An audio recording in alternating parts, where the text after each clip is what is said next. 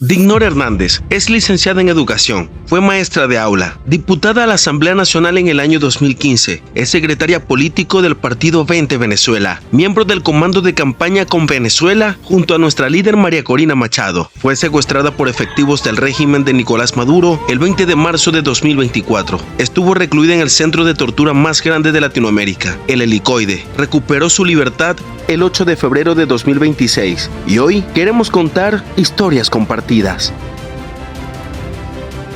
Yo tenía muchas preguntas y después dije, no quiero hacer preguntas porque lo que quiero es que matizar es lo real, lo que nosotros vivimos desde afuera, pero también quiero que nos cuente lo que viviste desde adentro. Pero antes de eso, yo quiero, mientras vamos hablando, yo voy mostrando todo lo que sucedió. Sí, claro. Cuando te llevaron, casi 2 años privada de libertad. Quiero saber si me puedes contar lo más duro que viviste dentro del Helicoide, cómo fueron los primeros días, cómo fue poniéndose después y cómo te diste cuenta que se llevaron a Maduro. Esa es la parte más interesante. Mira, Reni, a veces, yo no sé si por protección la mente te hace obviar lo duro para concentrarse en lo hermoso. Y yo quiero comenzar por lo hermoso porque, claro, de historias duras la sociedad venezolana conoce.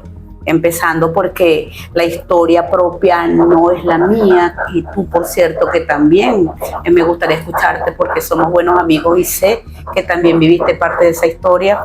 La historia de la sociedad venezolana es la historia de los ciudadanos que hemos sido perseguidos, hostigados, algunos extorsionados, muchos robados y otros estuvimos en cautiverio, pero todos, Reni, todos hemos pagado un alto precio por la libertad de Venezuela. Entonces, si me permites, mi querido amigo del alma, déjame comenzar por lo hermoso. Claro. Conocí hermanas de vida. Qué bueno. Tengo hermanas de vida, Margarita Sensa, Diana Berríos, Sofía Sagún, Catalina Ramos, María Oropesa. Es hermoso, es importante ver cómo pudimos encontrarnos en la gente que ya sabíamos que éramos adversas al sistema. Pero yo tengo que decir aquí la verdad, también con muchas personas que creyeron en este sistema y que se encuentran detenidas, porque a veces uno cree que la factura política se le pasa al político de oposición.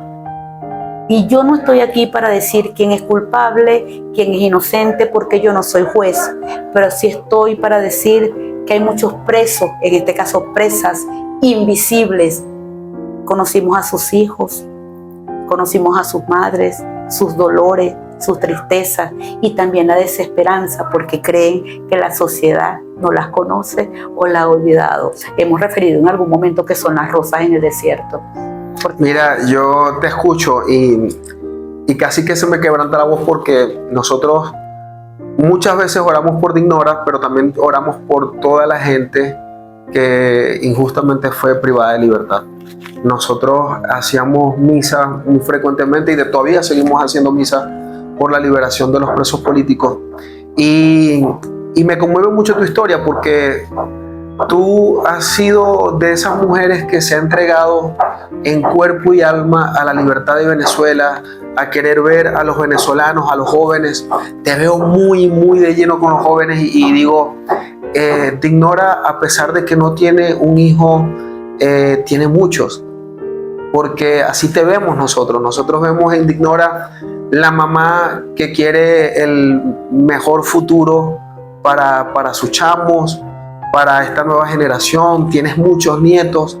Y yo tengo un niño de 5 años y yo le hablaba de Dignora y yo le decía, papi, mira, ella es tu otra abuela. Y me decía, papá, ella lloró cuando se la llevaron presa.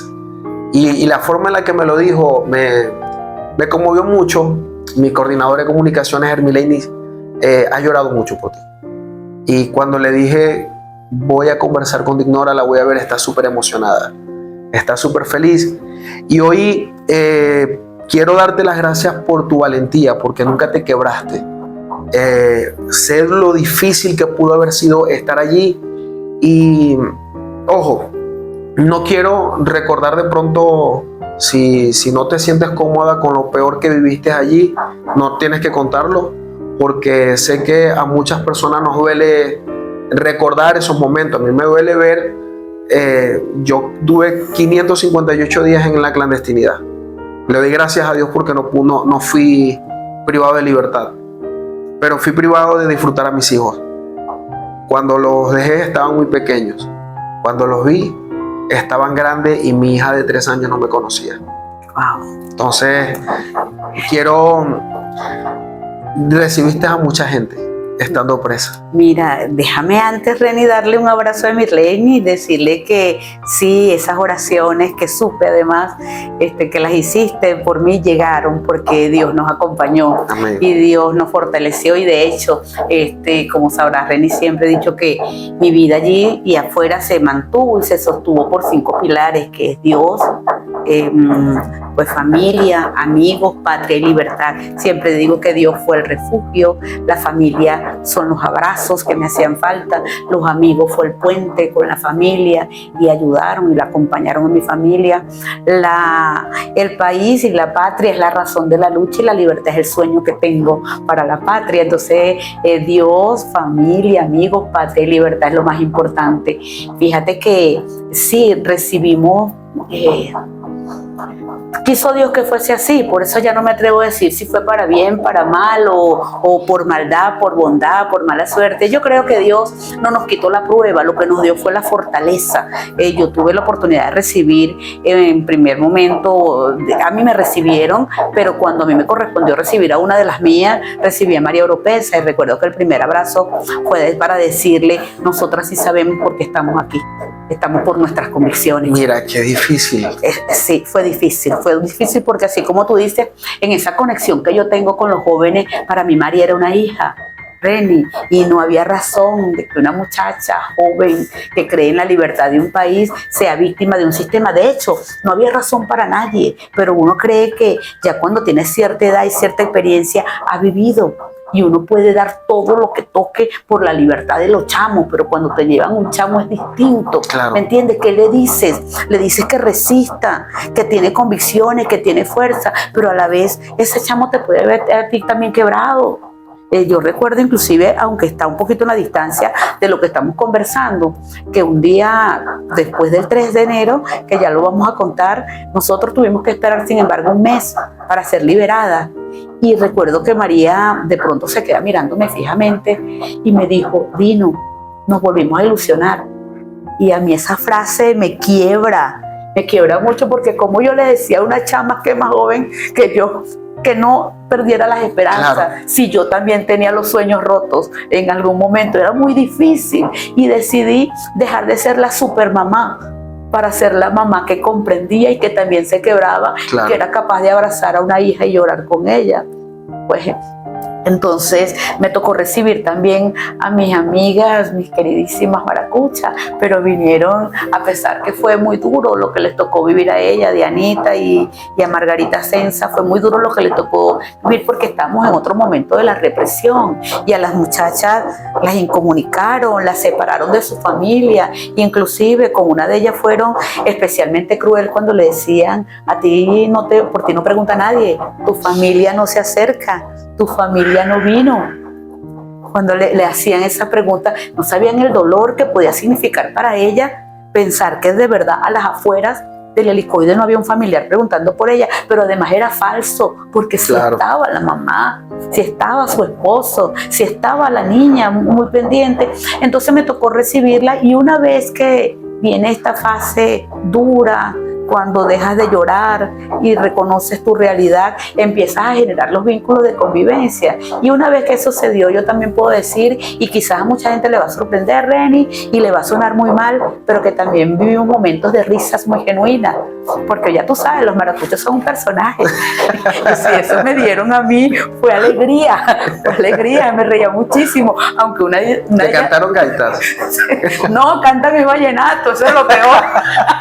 Eso es lo peor. Entonces, una de ellas dice que es que yo le hacía bullying, pero no era así, no era que hacía bullying, es que tiene mucho material para uno reírse. Claro. Entonces sí, Reni, hubo esos momentos hermosos. Nosotros cantábamos el cumpleaños de nuestros familiares.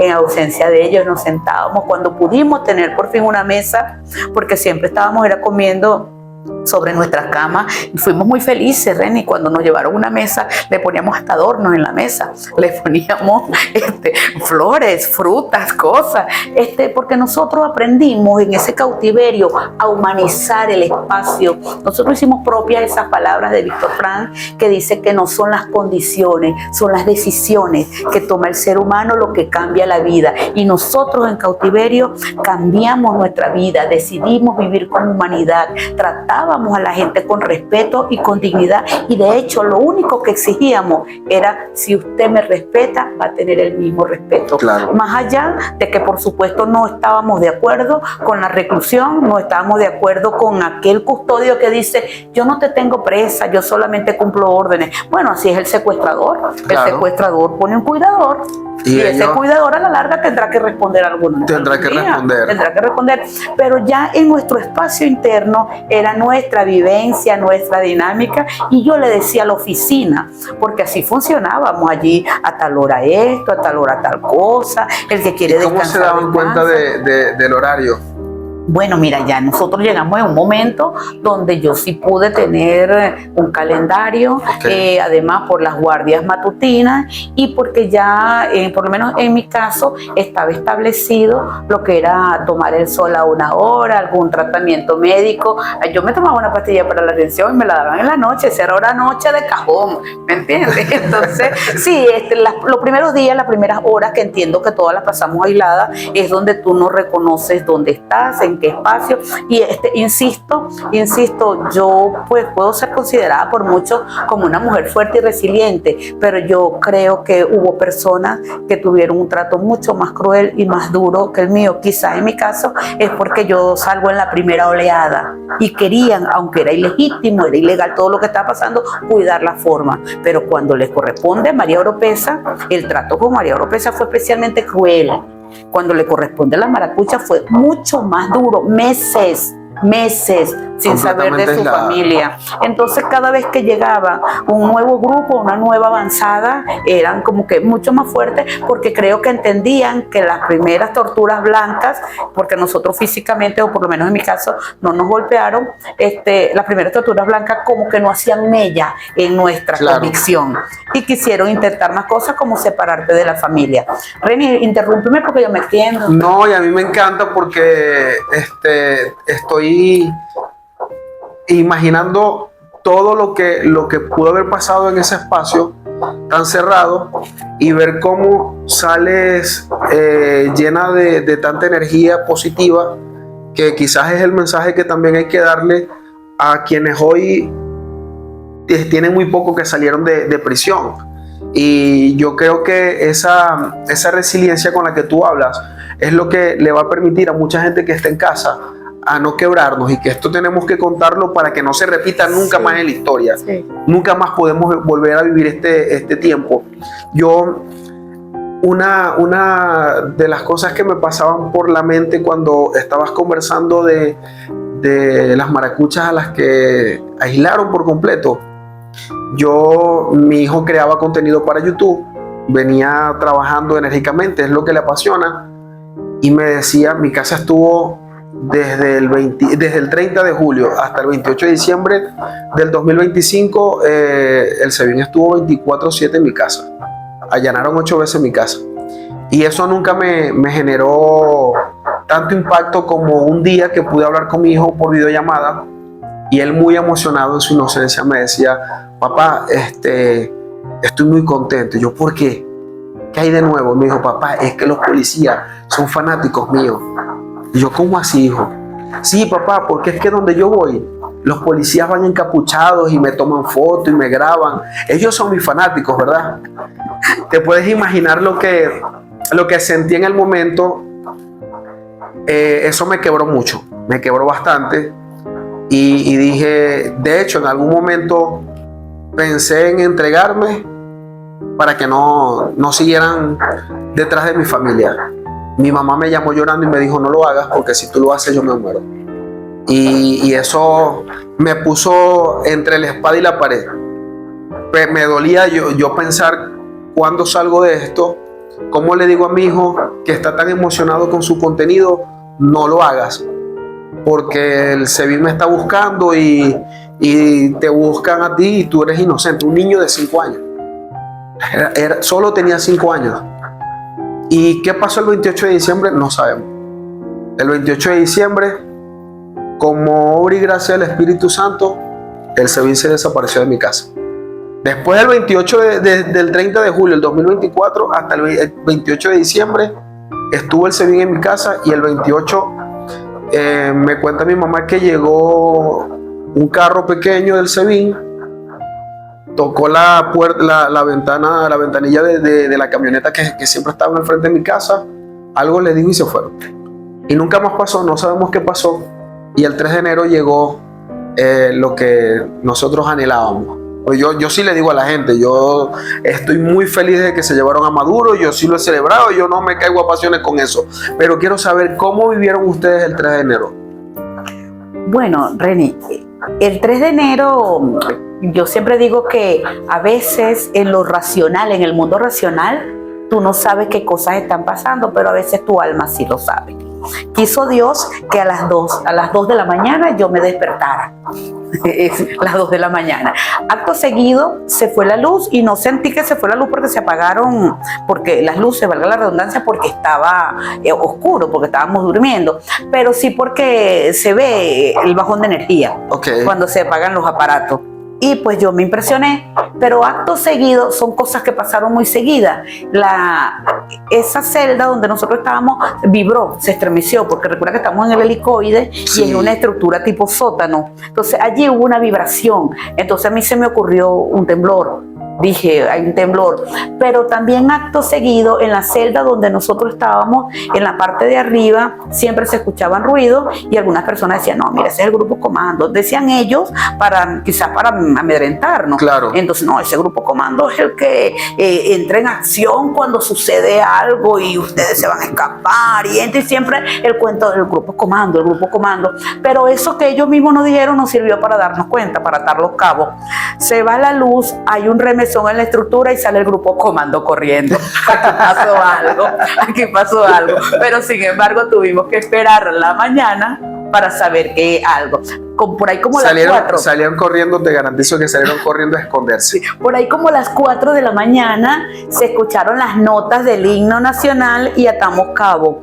Se va la luz, hay un remesón, corre el grupo comando y sonó el himno. Nada malo pudo haber pasado. Pasó algo Gloria bueno. a Dios. Y así fue. Gloria a Dios. Qué bueno. Cuando sales, ¿qué fue lo primero que pasó por tu cabeza? No, ¿sabes qué, Reni? Más bien yo quería preguntarte a ti antes de que abordemos ese punto. Reni, cuando estabas en la clandestinidad, cuando sabías que estaban rodeando tu casa, ¿qué pensabas tú para yo decirte qué pensaba yo cuando estaba allá? Yo pensaba mucho en mi familia. Pensaba mucho en mi familia y en lo que le estaba sucediendo a las personas encarceladas. Yo duré como 15 días que no podía dormir, pensando en cuánto maltrato. Seguramente las mujeres las están violando, las están golpeando, no sé, eso me traumó muchísimo y durante 15 días no pude dormir. De hecho tuve que tomar pastillas para poder dormir. No, yo no sufro de nervios, pero sí tuve ansiedad esos días. Mi familia estaba bien, mi mamá estaba, aunque empezó a sufrir de nervios también porque mi casa fue allanada 8 veces. Y afortunadamente vivimos en una calle sin salida y los vecinos sacaban los carros y tapaban todo y empezaban a grabar y todo aquello fue medio controlado por los vecinos. Pero yo vi tantos videos cuando se llevaron a María Oropesa, la forma en la que se la llevaron. Vi el video como se te llevaron a ti, a Henry. Vi tantos videos y eso me traumaba. Yo decía, ¿en qué estado de salud se encuentra? Porque es que no sabíamos nada. Y yo pensaba mayormente en eso y pensaba también cuándo va a terminar esto, cuándo se termina esta pesadilla. Mi mamá un día me preguntó que si estaba arrepentido de la lucha y le dije jamás. Nunca, nunca, y si me toca repetirlo lo voy a hacer. Lo hago 1, 2 y todas las veces que sea necesario porque yo tuve que salir una vez del país. Jamás quiero volver a salir. Y no quiero que mis hijos crezcan con la idea de que tengo que irme a otro país a buscar oportunidades, cuando en el nuestro puede haber mucho por dar. Ahí tenemos mucho por dar y mucho por hacer. Y pensaba en, cuando esto termine, quiero ser parte de la solución. Yo siempre me he creído parte de la solución, nunca me sentí parte del problema. Creo que el país hoy está entendiendo que todos tenemos que remar hacia allá. Pero sí quería saber qué pasaba por tu mente. Estas son historias compartidas. Son historias compartidas. Yo quiero entrevistar a Reni, esa es la verdad. Vamos a ser sinceros. Sí, porque es que yo quiero agradecerte, Reni, que no quería saber qué sentías, porque, ¿sabes, Reni? Cuando yo salí, mi familia me dijo que estuviste muy pendiente de mí, que nunca me abandonaste, jamás, que estuviste muy cerca, y yo quiero decirte que en nombre de mi familia, en nombre propio, yo estoy infinitamente agradecida con ese hermoso trabajo que haces, y por eso quería saber qué sentía tu corazón cuando tú, además de tener que resguardarte y proteger a tu familia, decidiste protegernos a otros. Tienes que ser muy noble y tiene que venir de Dios esta amistad. Amén. Para que tú hayas sido tan hermoso, tan bonito con nosotros. Yo pensaba, yo me encontré contigo en el final de la historia, porque yo no tenía la incertidumbre de que me pudieran agarrar, porque ya había pasado. La incertidumbre nuestra, yo creo que comparto con la compañera, es que todos los días había una amenaza de traslado. Es del INOF, de las Crisálidas, de aquí están bien, puede ser peor.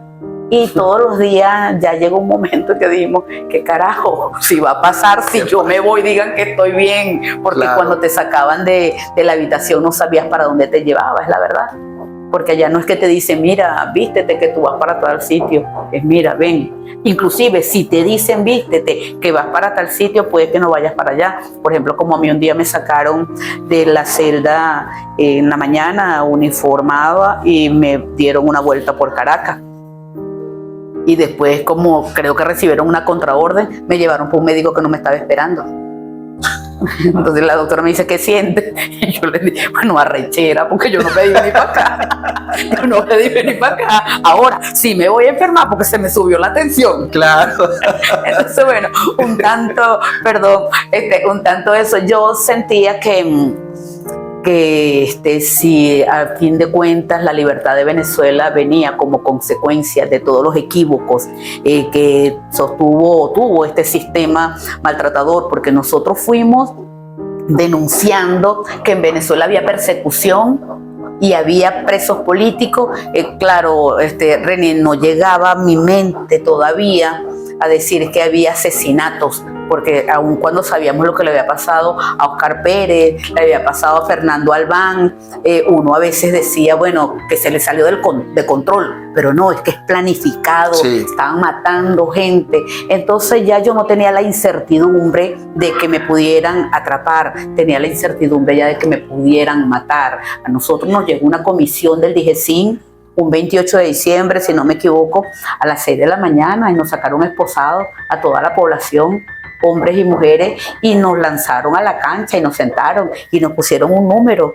Eso no lo había contado, René. Nos pusieron un número en la mano. Recuerdo que a mí me tocó el número 2 y ahí nos vimos todos como presos, tirados en una cancha. Ya llegó el señor Garanco Arteaga, las autoridades, y es la primera vez que digo en una entrevista con nombre y apellido ese episodio, y con eso te contesto, fue lo más duro. Yo recuerdo que tenemos una amiga de las que estuvo con nosotros que es cristiana, y cuando a mí se me salieron las lágrimas, que estaba esposada en contra de una pared, ella me dijo en el oído, todo lo puedo en Cristo que me fortalece. Y eso me volvió la vida. Y nosotros, bueno, compañeras, abrazadas, fuertes, valientes, volvimos a llegar y abrazarnos y convertimos en experiencia ese hecho. Reni, cantábamos también por este brindis para mí, por devolverle la ilusión al alma mía, porque los días se nos van, quiero brindar hasta el final, por otra noche como esta doy mi vida. Pero quiero decirte que no es por la noche, es por la libertad que yo doy mi vida. Y que sentí en ese momento que si todo lo que estábamos pasando era bueno para que se lograra desnudar un sistema criminal y que el mundo lo entendiera. Entonces, habernos atrapado a nosotros fue su error, porque lo íbamos a seguir denunciando, y ahora no íbamos a denunciar en segunda persona, sino en primera persona, porque ahora mi testimonio es el testimonio de un país entero que sufre, que ha sido maltratado, y ya yo lo puedo decir en primera persona también. Sentía entonces que habría valido la pena si se conquista la libertad de Venezuela, y al igual que tú, lo haría una y otra vez. Yo, sin duda alguna, creo que la causa venezolana vale más que todo. Vale más que todo. Vale más que todo. La primera vez que vine a esta sede, que me recibió María Corina, yo recuerdo que me dijo, nunca se me olvidan sus palabras, me dijo: chamo, esta lucha es hasta el final porque Venezuela lo vale todo. Mi respuesta fue: sin duda lo vale todo. Y hoy quiero darte las gracias por el tiempo.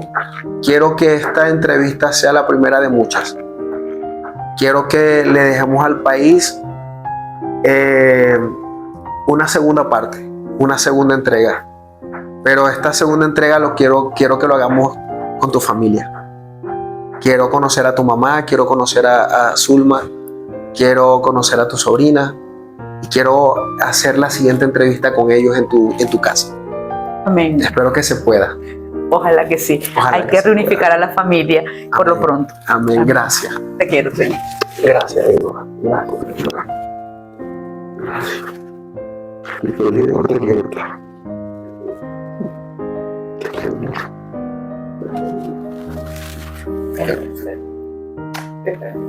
Gracias por tanto para nuestro país. Gracias. Gracias. Que Dios nos acompañe. Amén. Amén. Amén. Y perdón. No, esta salió bello. Como siempre dices tú, bueno, si dejamos fluir, eso somos nosotros. Eso.